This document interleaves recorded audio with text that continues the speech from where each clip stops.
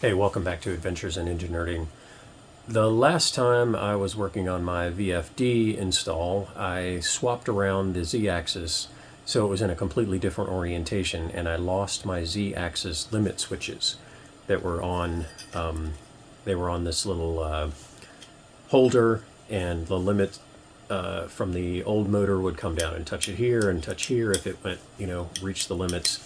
Well, given the new orientation, I have to figure out a new way to do that. Obviously, this doesn't mount it anymore. So what I'm going to do is take these switches and find a new way to mount them.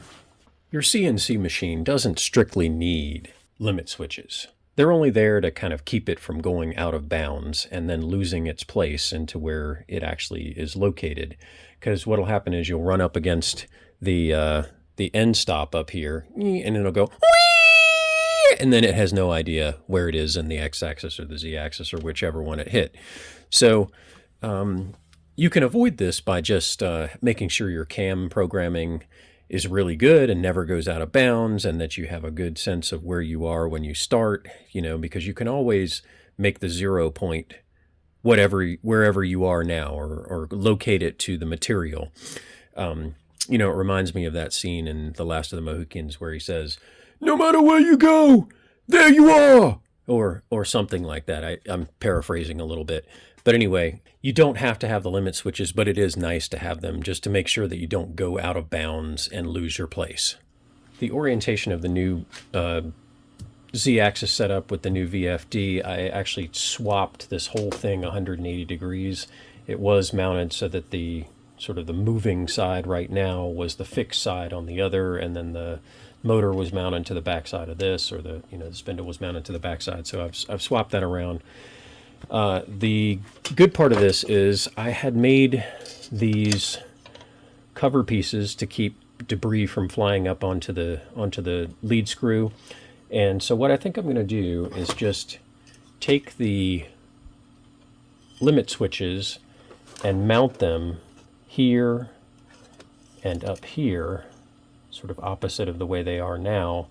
I'm going to need to extend the length of these wires, and I need to drill some holes in this and mount this up.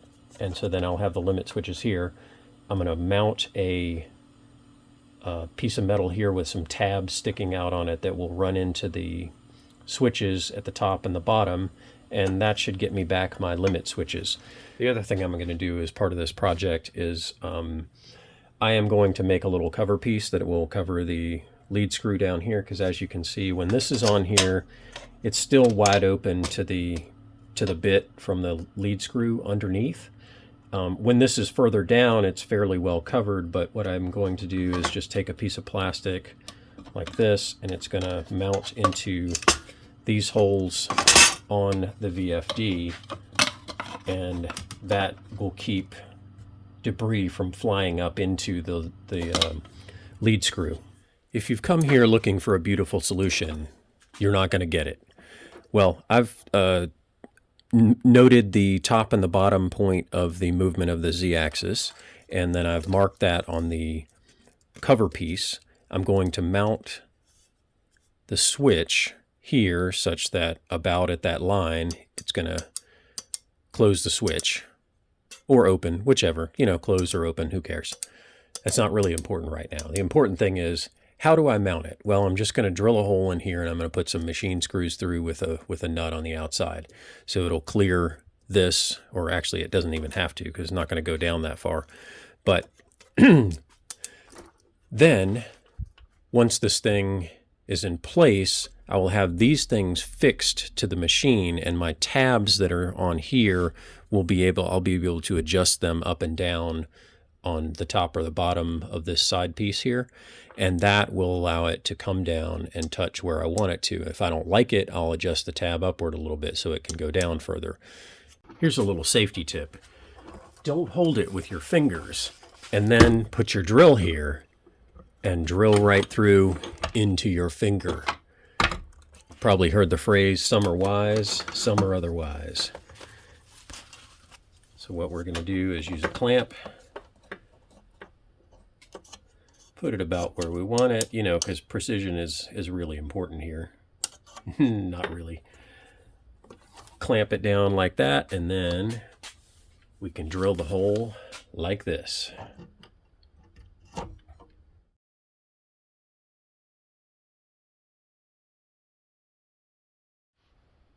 put in one of the machine screws to hold it in place, at least, you know, place that hole in the right position, and now I can move the clamp to uncover the second hole, where then I can drill it and know that I will be properly in line.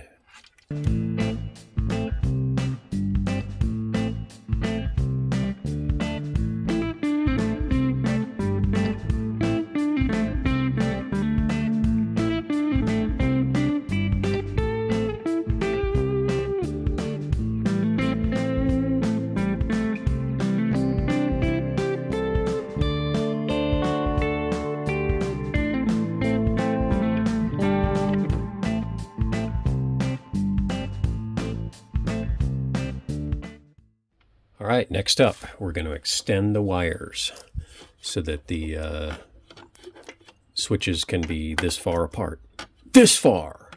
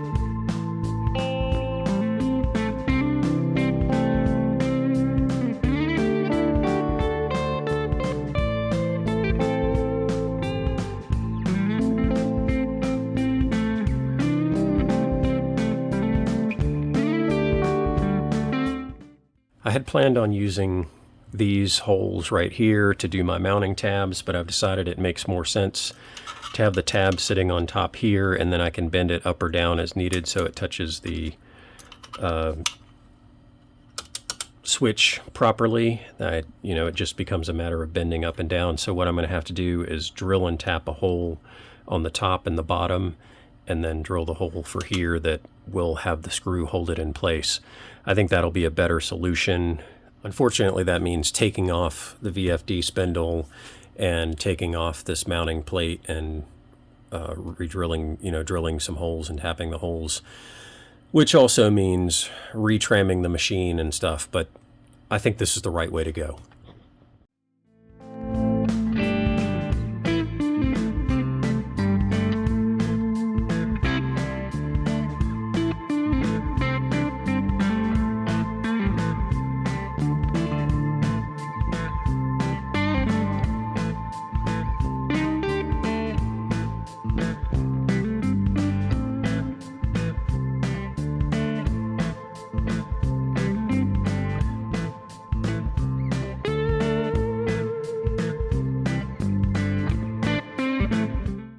Now that I have my mounting plate off, I need to drill and tap it for the holes that will be for the tabs. And I need to make sure that I don't encroach on this hole, which is 7.5 or rough 7.3 millimeters. So I'm going to use 7, cut that in half, make it 3.5, mark it there.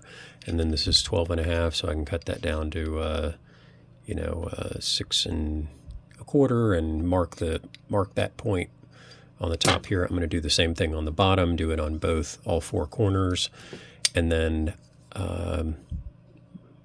That should do it. Maybe I'll tap one in here too while I've got it open, so I've got some other mounting points if I want them. So let's get to work.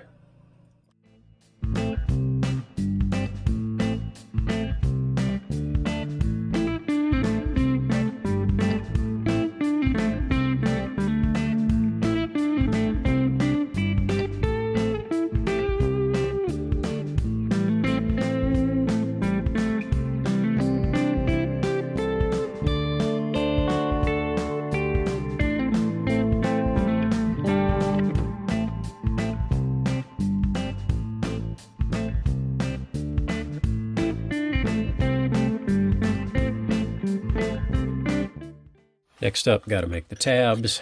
So that's going to be like that. And I'm going to just scribe this.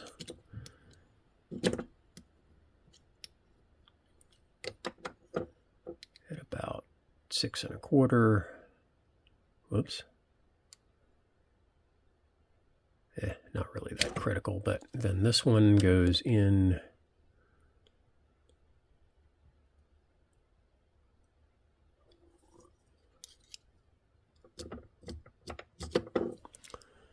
Now I have a little X on there. I'll do the same thing for the other side.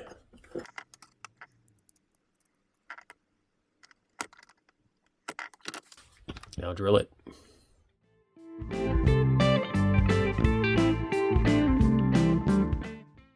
Okay, holes drilled, looking good. They line up just fine, like they should.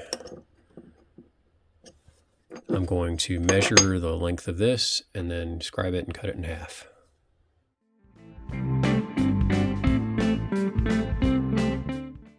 Now I'm going to break out the assortment piece of 5mm machine screws.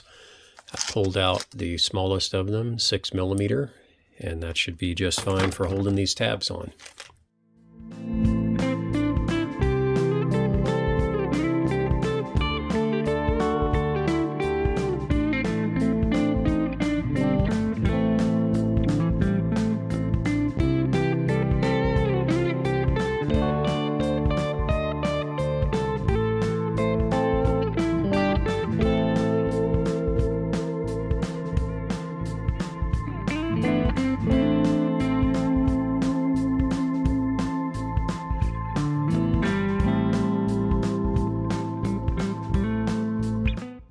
Okay, I've installed and bent my tabs slightly so they click where they should. So if you can listen, you'll hear the click, and then I'll show you just how much there is to go. I've got it set so there's only about 1/2 millimeter left.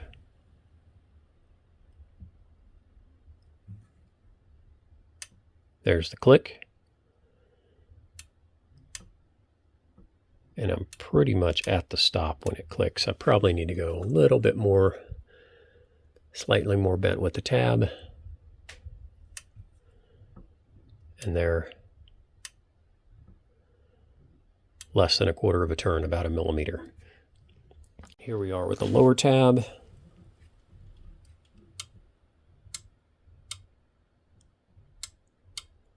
Again, less than 1 millimeter. Still to move before the mechanical stop.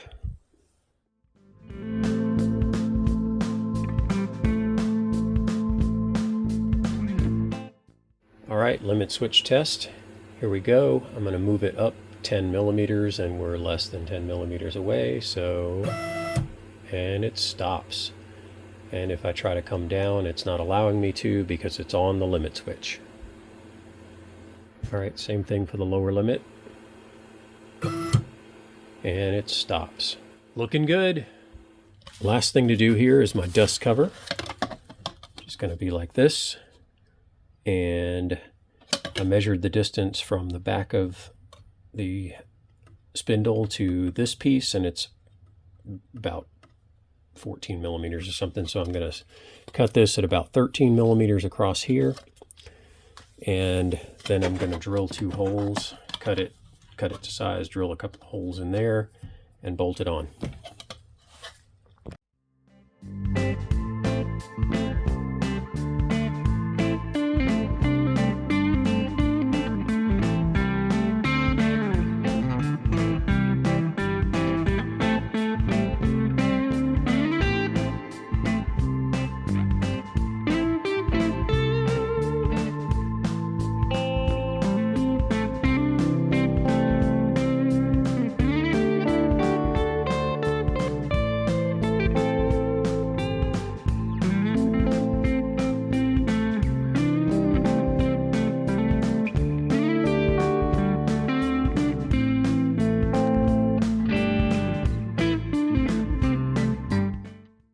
Well, there you have it. Another CNC modification complete. I've got my Z-limit switches back in place. I've got some covers on the lead screw, and I'm pretty happy with it. I hope my videos help you with your projects. I'll keep posting. Consider subscribing. You never know. One day, they might pay me like $5 for one of these videos.